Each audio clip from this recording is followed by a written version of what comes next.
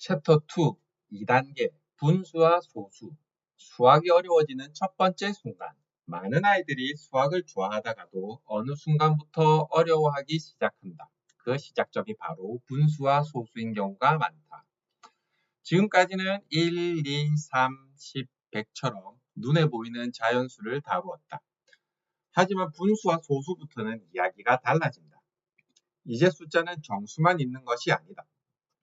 1과 2 사이에도 수많은 숫자가 존재한다는 사실을 배우게 된다. 수학의 세계가 한 단계 넓어지는 순간이다. 무엇을 배우는가? 2단계에서는 다음 내용을 배운다. 분수, 약분, 통분, 소수. 많은 학생들이 이 단계를 암기로 공부한다. 하지만 분수와 소수는 암기 과목이 아니다. 개념을 이해해야 한다. 분수. 분수는 새로운 개념처럼 보인다.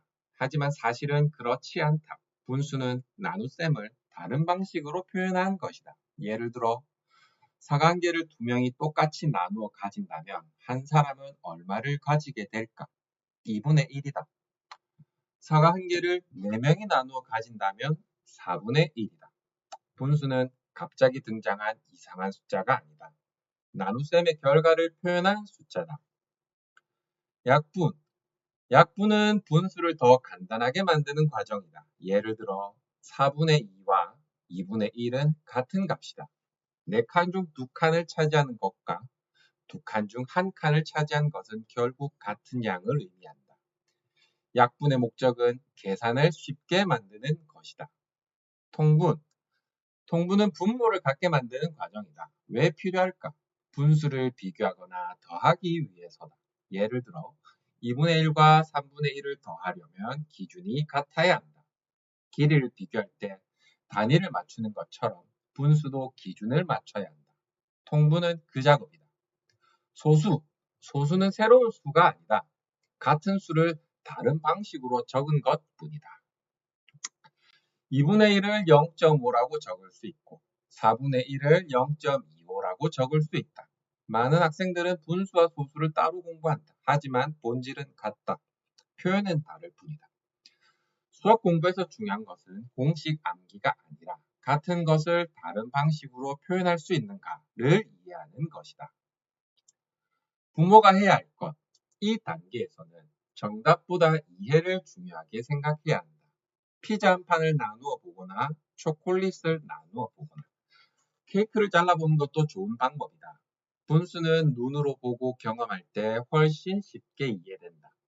실제로 만져본 경험은 교과서 한 페이지보다 강력할 때가 많다. 흔한 실수. 가장 흔한 실수는 약분과 통분을 공식처럼 암기하는 것이다. 왜 하는지 모르고 방법만 외우면 오래 기억되지 않는다. 또 하나의 실수는 분수와 소수를 별개의 단원으로 생각하는 것이다.